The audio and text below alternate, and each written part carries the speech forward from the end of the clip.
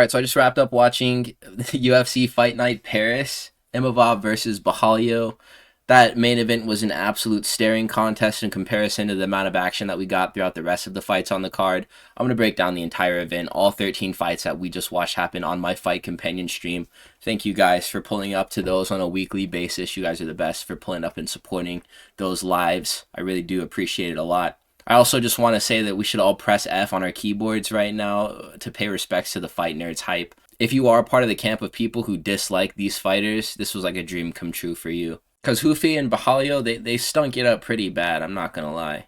Ruffy definitely had the stinkier performance out of the two fighting nerds that competed. But I've always said that I thought, personally, that Gian Silva and Carlos Prates are like the A side of that entire thing that they have going on. Even though they've elected Kyle Barralho as their leader, for whatever reason. I don't think he was that good, and I never thought he was that good. So let's go ahead and talk about the main card. We'll start with the first fight, and then we'll get into the rest of the matchups that happened. There was 6 fights on the main card.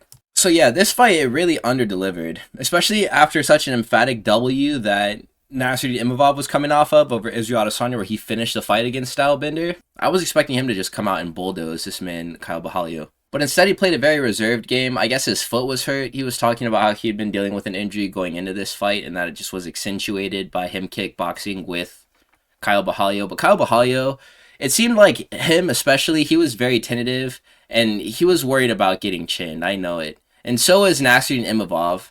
And I was just thinking after 2 minutes of them just poking at each other with their jabs, not even jabbing, just kind of moving around in the octagon for 2 minutes through round 1. I was thinking about how over it would be if they were in the cage against Khamzat Chimaev or even a Fluffy who would push the pace and get in their faces. It seemed like neither of these guys really wanted to be there. And that's just my opinion as a guy who's sitting here in his office chair watching fights on a Saturday. But for all the trash that they talked, you could not tell that this was a grudge match if you didn't see any of the interviews prior to this. It looked like a spar. It really did. People always get on Sean Strickland's head top for saying, oh yeah, well his fights just look like spars. I don't know what you would call this then if Sean Strickland's fights are spars. They just had a Strickland fest together. I'm not sure if this warrants Imavov getting a shot at Chimaev. And if you've watched this fight and you were really paying attention to it, how do you really think that this goes? His fight for the title against Khamzat Chimaev. I think he gets shredded in that fight. And I think it happens super quickly. Nassourdine Imavov did not display the level of aggression I thought that he was going to in order to finish this fight because he had the advantage of having great physical attributes that Kyle Barralho just did not possess in the cage with him. The speed, the power, the reaction times that made counters easier, that was all in favor of Nassourdine Imavov, and he just kind of laid in wait the whole time. Didn't get off first. Kyle Barralho was just kind of chipping on the outside, working a leg kick, working a high kick. It was being defended by Nassourdine Imavov, but he was picking his shots a bit too much for my liking. He wasn't going first enough. I think that Khamzat Chimaev wouldn't even need to set up the shot. He would just go for it and it would be able to succeed. For all the times that Kyle Barralho did try to wrestle, Nassourdine Imavov did shuck off the attempts very well. He sprawled good, and he was also getting the over-under and working the clinch well. He wasn't getting stuck in any grappling positions with Kyle Barralho. That was analyzed by some people to be a potential key to victory for Caio. It wasn't there for him. I still don't really like this patient Nassourdine.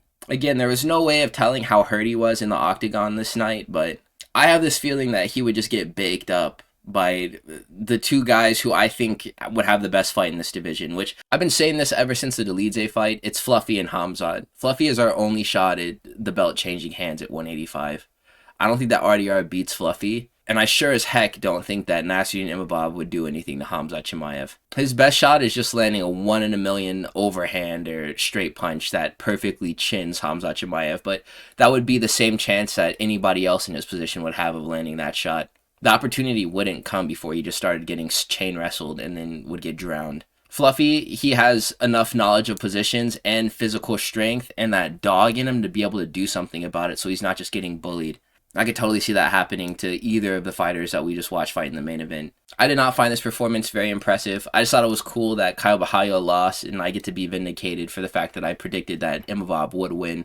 I thought he'd stop this fight, though, and it looked like in certain moments that he could. He was getting busy with this right hand on the inside, but he just wasn't going first. He was very reactive with it, and Kyle Barralho just stopped engaging at a certain point, so they were just staring at each other. I didn't like this fight too much. But it was still cool to see Nassourdine Imavov get a dub in France. His walkout was full of aura. That was cool. And I accurately predicted a main event, so I mean, I guess that's pretty lit. The next fight was Benoit Saint-Denis versus Mauricio Ruffy at lightweight. Ruffy, he's a fraudulent man. His last name isn't Ruffy, it's Delima Santos. Delima Santos. I figured he'd be able to withstand the grappling pressure of BSD and then stick to the outside and pick away at him until Benoit Saint-Denis broke. I thought that this fight was going to end via glorious finishing sequence from Mauricio Ruffy. He was going to do something magical like Conor McGregor, because I was just buying into the hype. This was 2 hype jobs just crumbling down like the Hindenburg. And it was actually kind of nice to watch, man, just because Ruffy has fleeced us for way too long. And for the fact that he lied about what his last name is, and it's an anime reference too.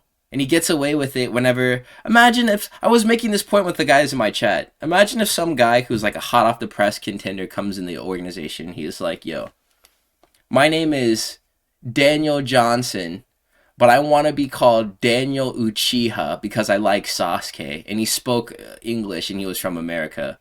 We would roast that guy so bad. We would call that guy the cringiest and corniest of them all. But for some reason, Mauricio Ruffy gets a pass. Because, what, he has a couple of cool clips? That doesn't excuse being a weeaboo, and it never will. And I'm glad he got his comeuppance, because look at that chest tattoo that he has there in that photo. He covered it up with the, oh my god, with the picture of Luffy from One Piece. I don't even watch that show. And the tattoo itself, it's not poorly designed, but you look closely and you see that it's just this goofy cartoon character. And it's just weeby. It's weeby. And no matter how much he wins, he's just gonna be this otaku guy in the 155 division. And it's like, I can't honor that. In this fight, especially if he's going to come out with this gimmick, you better play it up and actually lean into it. He did not look like Monkey D. Luffy in there. He was afraid to let his hands go, and he was in the octagon with BSD behaving like this whole time his Achilles heel was the grappling, and he was just hoping to God that it would never get exposed to all of us. Like the fact that he's been skipping wrestling and jiu-jitsu is like the secret that he's been keeping to the world. And oh, don't overextend because he may get under your hips. And once that happens, it's over, Ruffy. Just stay on the outside and move.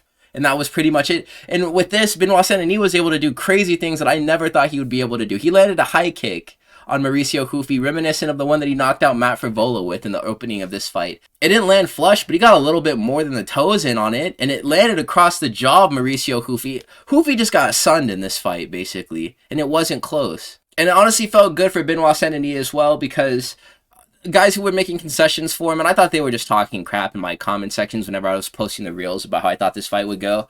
I guess I have to do push-ups for this, huh? They said first that Benoit Saint-Denis had the staph infection against Dustin Poirier. Fair, he did. And then that his coaching was bad in the Hanato fight, and then he went to a new gym. I think he's training under the same guys as Nassourdine and Imavov, so they helped him win this fight.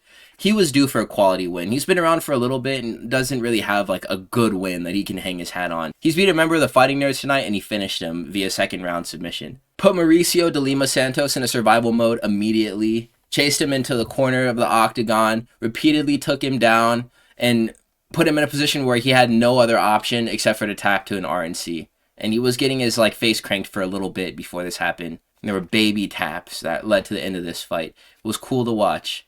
Good for Benoit Saint-Denis. I do owe you guys 25 push-ups for this. So the fight before this was Modestas Bukauskas versus Paul Craig at light heavyweight. There were some scummy tactics taking place here. Paul Craig, he was trying to use that lead leg sidekick against Modestas Bukauskas in a surgery knee, and that just pissed off Modestas Bukauskas, who was blitzing in and catching Paul Craig. Paul Craig didn't learn a thing about strike defense since the last time that he got knocked out by Caio Barralho, because he was pulling straight back with his chin right up in the air, and I thought that he might get knocked out in the middle of the cage doing this again, but no.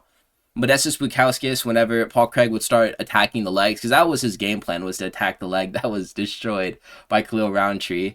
He froze the fight out in the clinch, Paul Craig, and Modestas Bukauskas would push the fight into the clinch, because even though Paul Craig is a grappler, and he likely wanted the fight to be in this position versus out in the open where Modestas Bukauskas has the advantage of striking, Modestas Bukauskas was just generally stronger than Paul Craig, so he could manipulate him in the clinch freely.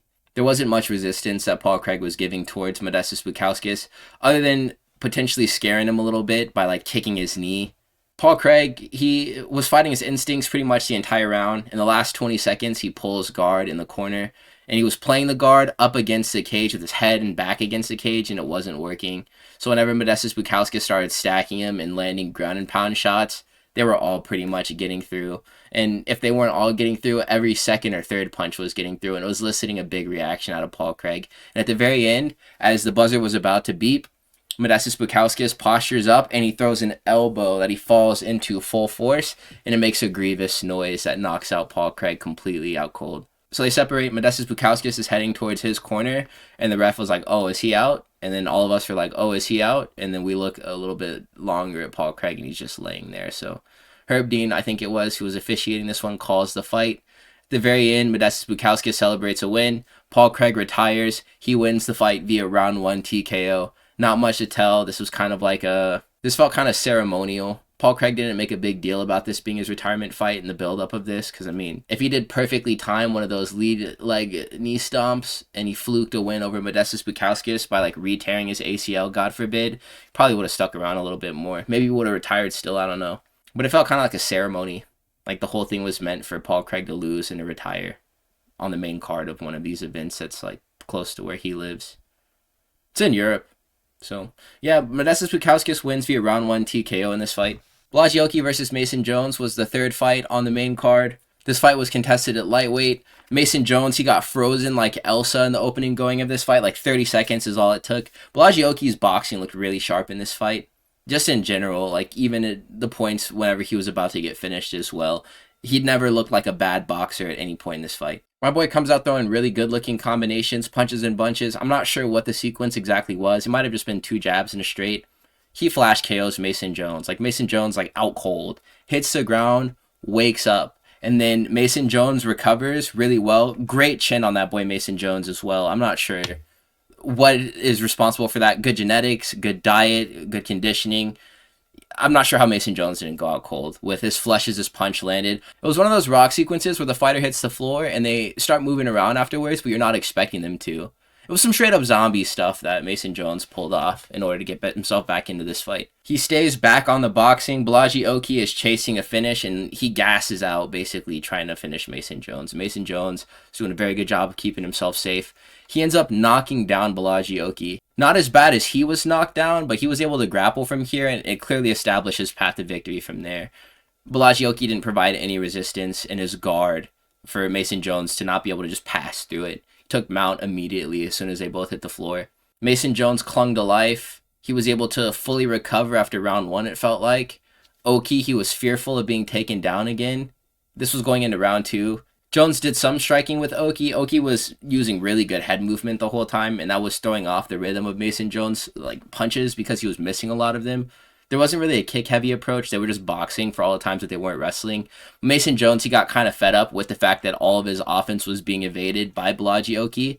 Steps in with this strongman throw. And it goes to show that physical strength versus grappling strength are 2 different things, because Bolaji looked a lot more muscular and stronger in general than Mason Jones, but Mason Jones just understood positions in grappling better than Bolaji, so he was able to land this outside trip that completely took Bolaji off of his feet, and he got airtime as well. I threw him into the corner of the cage, was able to get right back to mount, and then landed a round 2 TKO by throwing elbows and punches. Bolaji just stops moving, and the ref calls the fight.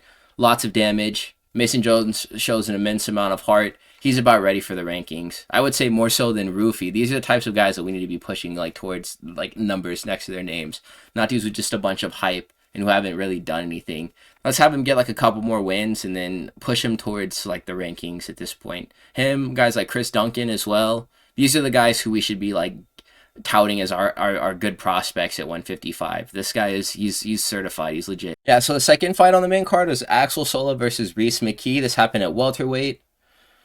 Rhys McKee, man. Rhys McKee selling all of our parlays, dude. Rhys McKee sold the bag. And this was like, I'm not going to say it's a free one because Alex Sola was slippery. He came in with better skills than Rhys McKee. But Rhys McKee had the nuclear option. He just wasn't capitalizing on his opportunities to get in there and do damage that actually meant something. Axel Sola has this really weirdly effective strike defense and fast hands. He largely sticks his chin up in the air as well, just like Paul Craig moving straight backwards. But but he's fast, so he was able to get out of the way of Rhys McKee's offense a lot of the time. He tagged Rhys McKee with this really good left hand early into round 1, and it not broke his nose, it just busted it open. He was bleeding. And this was something else I didn't really see coming. Axel Sola is the Aries FC lightweight champion who was coming up to fight at welterweight on short notice as well. But that still didn't matter, because whenever Rhys McKee was making the exchanges a bit challenging for Axel Sola, he just opted to stall the fight out in the clinch, and he could do that because he was stronger than Rhys McKee. Bisping was glazing so hard, talking about Axel Sola was reminiscent of like a vintage Conor McGregor, which he's not. He's totally not. They're both just southpaws. Where McKee was going wrong is that he wasn't punctuating his combinations. He wasn't ending them with knees or elbows or even just hooks at the very end. He was only throwing single or 2 strikes at a time. And he would miss completely with him because Axel Sola was too fast. If he would have thrown punches in bunches or finishes combos, whenever he would always end up throwing these 1 or 2 punch combinations and then end up in a clinch situation with Axel Sola where he was free to just throw a knee. And the announcement table was calling for that too, and he just wasn't doing it. And it was right there every single time. Rhys McKee could have dispatched Axel Sola like vintage. If we want to talk about a vintage fighter, vintage Dan Hooker would have been the type of performance that Rhys McKee could have had. Just shooting knees right up the middle, because Axel Sola, he was doing a good job of moving his head off the center line so he wasn't taking the hooks that were coming at him, but he wasn't getting out of the way, and he was moving straight backwards like I was saying, so the knee would have been right there. Or even just working the body too. Rhys McKee, he was getting beat up, and he has a crazy chin as well, like Mason Jones. And Axel Sola took note of the fact that he wasn't hurting him substantially. Even though it looked like Rhys McKee had headbutted a sandbelter by the end of this fight, he started working the body, Axel Sola, and that's whenever he found his real success. 2 really strong body shots landed for Axel Sola in round 3. The last one, which was a body hook, crumpled Rhys McKee, and that prompted a very fast stoppage due to all the other damage that was piled up throughout the rest of this fight. It could have been argued that this was an early one, but, I mean, Rhys McKee was in there getting cooked. Axel Sola, he did win this fight via round 3 TKO in front of the home crowd. A stat for you guys, the French fighters on this card went 5-0. There was not a single loser on the home team tonight, which is unique as an experience for, like, these cards whenever we go to specific places. Whenever we go to Brazil, there will be losers from Brazil. Yeah, but tonight, all the Frenchmen won, which is pretty cool. The first fight on the main card was the only fight that ended in decision aside from the main event, and that was, surprise, surprise, William Gomis fight against Robert Ruchala, and this took place at featherweight. So Ruchala, he looked pretty good in the early going of the fight. Gomis, he came out picking his shots. He had a speed advantage over Robert Ruchala, William Gomis did, and they were switch stands, so rear body roundhouse was landing for William Gomis at will. Robert Ruchala started defending it a bit too late, and it was eliciting big reactions out of him. Even in the first round, he was dropping his elbows, indicating that, ouch, that hurt me. Ruchala, he demonstrated this ability to get to body locks and to finish takedowns from them against a grappler like William Gomis, which that's a tough ask because Gomis is a tall guy and he understands grappling really well, and he's pretty strong too, so he's able to shuck off these attempts made in the past by fighters like Joe Anderson Brito. He tried wrestling him and it was unsuccessful. And he was able to land this body lock takedown at certain points throughout each of the 3 rounds, but it was never any type of meaningful control that would come off of it. And he wasn't able to get to any type of positions where he could land meaningful ground and pound or submission attempts either. William Gomis was just popping right back up. Or they were right next to the cage, so he was using the octagon fence to be able to climb back up. The clinch in general favored Gomis over Ruchala, and William was landing much better shots, much more significant and substantial strikes off of the break whenever they would disengage from it. I said before that Ruchala didn't get any type of substantial control out of his grappling attempts. He did, but he just wasn't able to capitalize on them. He was just holding Gomis down, which is a type of grappling that doesn't win you fights whenever the other guy is getting busy on the feet. Gomis was also grabbing Robert's gooch as well whenever they were posted up against the cage, which, I mean, there's got to be some type of punishment for that. You got to take a point or something. You're just going to be in there just oil checking your opponent like in broad daylight. I had scored it 1-1 into the final round, but I'm biased because I picked Robert Ruchala. At the very end, they ended up giving this unanimous decision to William Gomis, and one of the judges had it 30-27. Gomis, he also throws one of the most blatant eye pokes I've ever seen. It was a closed fist jab, and he throws the straight behind it like this. Just straight up pokes Bronim in the eye. Like, I couldn't believe it whenever I saw it happen. Another thing that I couldn't believe is how Robert Ruchala kind of sold a finishing sequence at the end. He had landed a high kick that connected with the back of William Gomis's head while they were standing in the third round. And instead, Robert Ruchala just initiated a clinch to try to take him down afterwards, instead of spacing out and then landing clean combinations. They were both tired, so yeah, I guess that's the reason why it didn't go that way, but I was still kind of salty about it. Robert largely didn't look bad. Granted, this was his debut, and Gomis is a horrible matchup for a fighter like Robert Ruchala, who largely is going to try to win the same way that he does, or through a grappling game plan, because William Gomis is one of these fighters who's kind of ungrappleable. That's a word. And I kind of want to see William Gomis get KO'd a little. They should have just rescheduled Gian Silva versus William Gomis before giving him the opportunity to headline an event next week. So yeah, Gomis does win this decision, 30-27. He dominated pretty much, and I was wrong about this fight. So now we're going to discuss the prelims. I didn't have any placeholder photos that I thought made sense, so I'm just going to have a bunch of pictures of Kylian Mbappe here. I think I had one for the main card as well. Oumar Sy versus Brendson Ribeiro at light heavyweight. Brendson Ribeiro is so unserious as a prospect in this division. I'm using that term super lightly. He's not a contender. He's not a prospect. He's just a guy that people knock out for clout. Oumar Sy, he comes out, looks pretty scary on the feet, lands a really good shot to get the fight going. I think it was just like either a right or left hand, a straight. And Sy early on looked like he was content on winning a decision, but he started attacking subs and used ground and pound through different positions. Brendson Ribeiro was doing nothing to defend himself. Sy was flowing through positions freely, and he was landing downwards elbows like the ones that just got changed into the rules to become legal. I like whenever Sy was getting active with his elbows. I had said before that an on-level matchup for Oumar Sy would be with Julius Walker to see who would go to heavyweight. Oumar Sy clears that fight for sure because he's a better grappler and he's more active with his offense on the floor, and he can hurt people down there too. The downwards 12-6 elbows were working greatly. He was also landing these like horizontal swiping elbows on Brendson Ribeiro, which were doing a fair bit of damage too. At a certain point, Brendson Ribeiro just kind of quit. Oumar Sy, he ended up getting this round 1 TKO, and it was glorious because this was the first French fighter that fought on this card, and he got a massive crowd pop for the fact that he was their boy. Before this was a fight with Marcin Tybura versus Ante Delija at heavyweight, and I learned a lesson today, and I should have just honestly stuck to my guns on this one before. I picked Bukauskas to beat Budai, and so that didn't go down, and I was like, okay, so that just means heavyweights outside of the UFC are just all bad, and that all of the best heavyweights that are actively competing in MMA right now are in the UFC currently, and anyone else who comes from another promotion to challenge is not going to be good enough to beat your average run-of-the-mill UFC heavyweight, especially if they're ranked. I was wrong.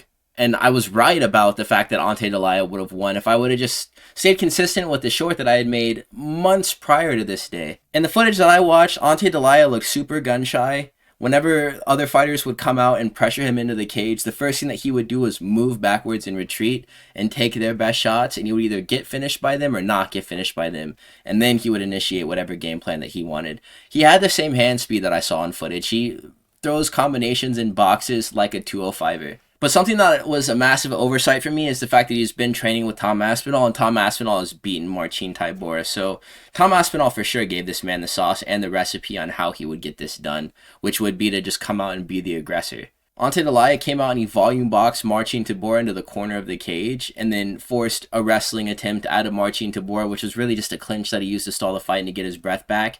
He gassed out in about 2 minutes. Marcin Tybura had never looked this fat before. Massive gut on Tybura, like insane bloat, like bloat maxing to the fullest. Delija is a 3-nippled warrior that is everything that I thought Martin Bukauskas would be, and he's going to achieve so much more than Bukauskas. But in my defense, after I had done like a lot more research into who Ante Delija was watching his last few fights, it did actually look like he went off script for this one and picked up his aggression, which if he can stay consistent in doing that, he's a lot, let me just put it like this. He's a lot more like Tom Aspinall than he is like Martin Bukauskas. So I think for the fact that he isn't just this blob who can't strike, he's going to be successful because he's going to be fighting with blobs who can't strike, largely until he hits a certain point. And that's only like 4 guys in the heavyweight division right now. Volkov, Almeida, Gane, and Aspinall, who aren't blobs that can't strike. And then like Derek Lewis, but Derek Lewis is still a blob. So yeah, this was a nice change in the status quo. Ante Delija comes ripped heavy, not ripped, but I mean more muscular, physically able heavyweight, and he's going to be here to stay. He avenges his loss to Marcin Tybura from around 10 years ago. An injury he sustained in that first fight sidelined him for 3 years, they were talking about, and he required like 3 different surgeries to address it. So good for him. Very good for him. This was pretty sad. Kaue Fernandes just straight up old yellowed Harry Hardwick, and this happened at lightweight. This is the thing about the guys who come up, right? We saw it with Eric Nolan, who came up from Cage Fury Fight Championship to fight with Beisanger. That difference in the weight classes, it's going to manifest somewhere. And I think that largely a huge path to victory for you being a heavier fighter than the guy that you're taking on at the weight class that you're normally used to fighting at, that the guy is trying out for his debut in the UFC most of the time, it's going to be through the legs. Kaue Fernandes took away Harry Hardwick's wheels in about like 3 or 4 kicks to each leg. And the welting, the swelling that was taking place on those shins was grotesque. It was so nasty. Hardwick got straight up funky town in this fight. The speed and power both heavily favored Kaue Fernandes, even in the boxing too, but the kickboxing is where the real difference between the two of them shined through. Fernandes opened with a beautiful rear elbow just to let Harry Hardwick know that he was not winning the fight. It landed super flush as well. Got Harry Hardwick very tentative to enter, and Kaue Fernandes was using great footwork and his jab too to stick and move on the outside. And these little pitter-patter shots were just landing and they were hurting Harry Hardwick. Everything Kaue Fernandes was doing was hurting Harry Hardwick.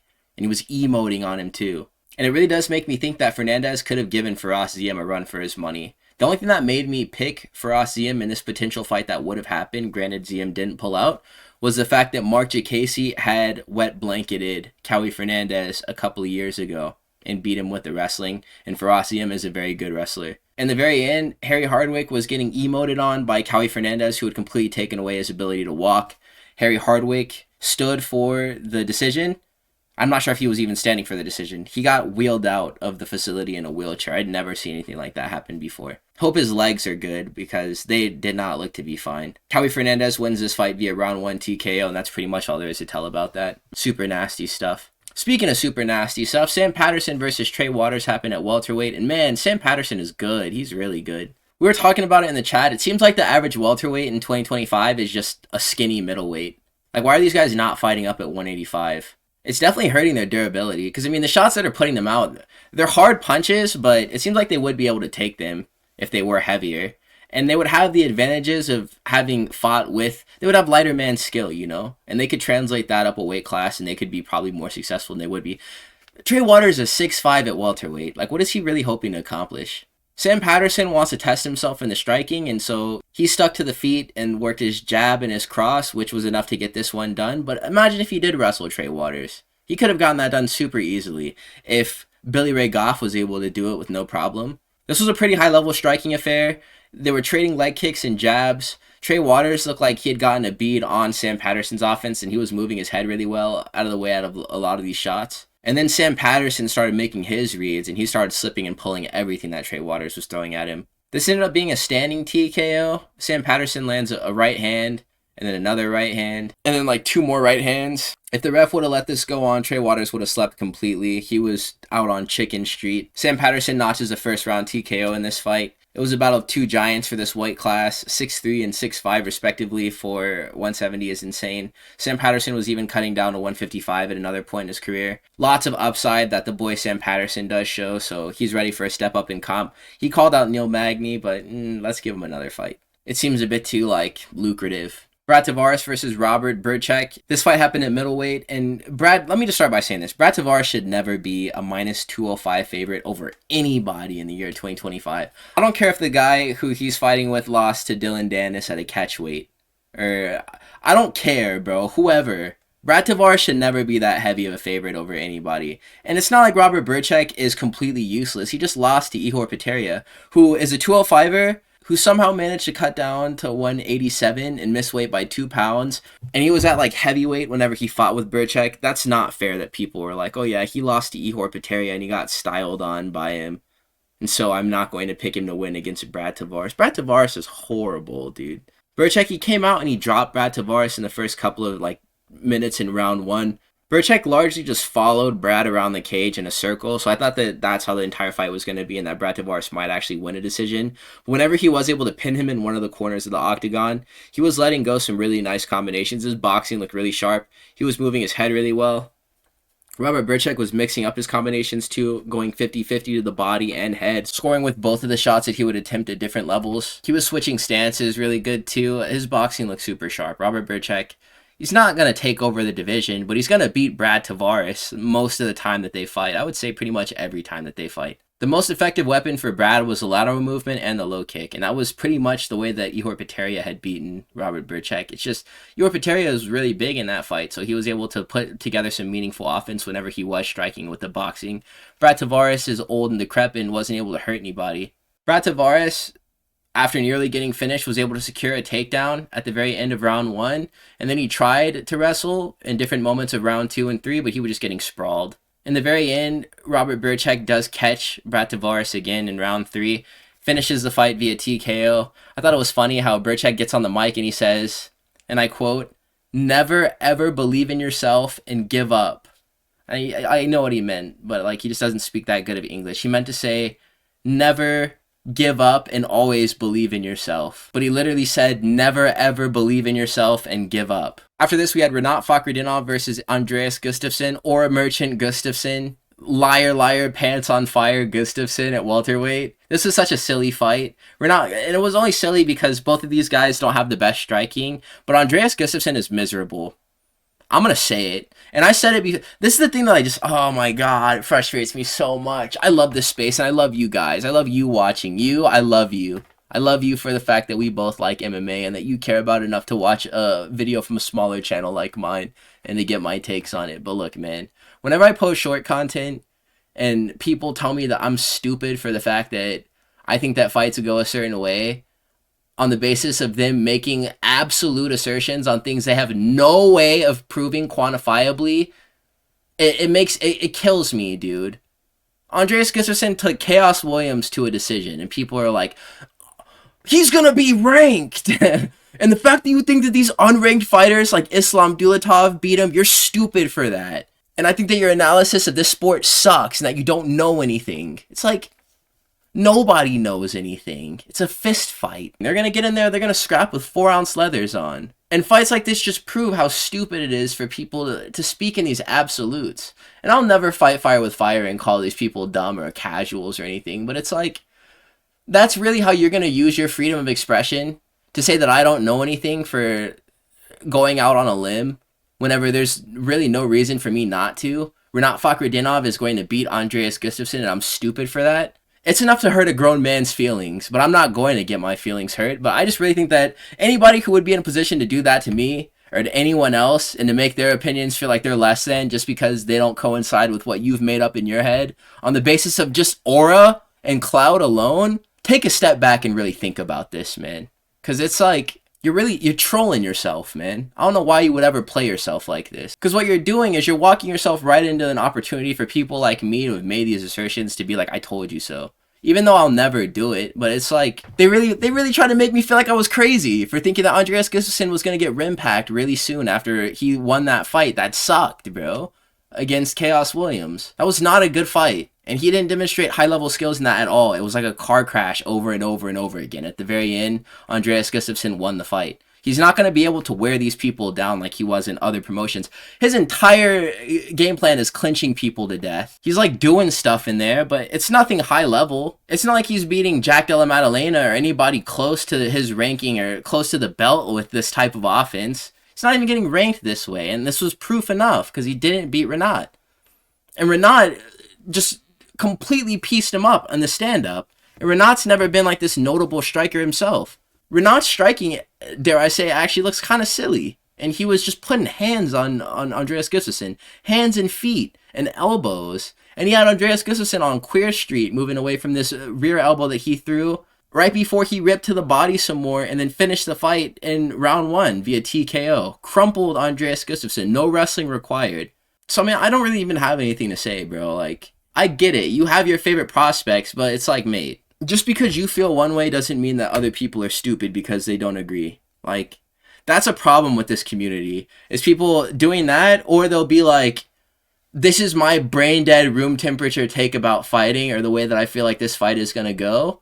And then they'll state it, and then they'll put by the way at the end, like BTW at the very end of them saying that. And that like adds validity to the claim for some reason in their eyes. Engaging in just casual discourse about fighting is kind of difficult with other people who really like fighting, because they just feel like it's their way or the highway. Whenever, in reality, sometimes all of us just really need to just shut the fuck up and watch the fights, bro. That's just my opinion. So the first fight on the card is Shauna Bannon versus Sam Hughes. This was a women's strawweight fight. Shauna Bannon really checked out of this one. She wasn't able to mog Sam Hughes on the ground like she was Pooja Tomar, because Pooja Tomar has negative grappling IQ.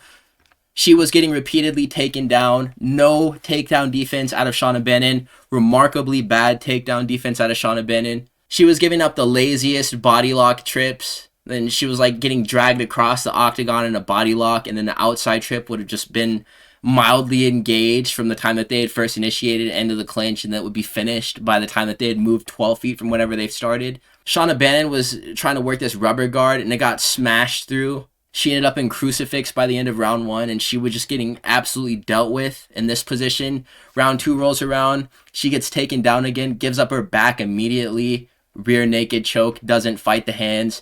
No attempt to disengage the body triangle. She's just tapping. No scrambling, no sprawling. The only notable thing about this fight is the fact that I got the prediction right. Sam Hughes via round 2 submission. And also, Sam Hughes gets on the mic afterwards and she says, USA in this hoe, which was lit. So this is going to now be the predictions recap. I went 9-4 on the event.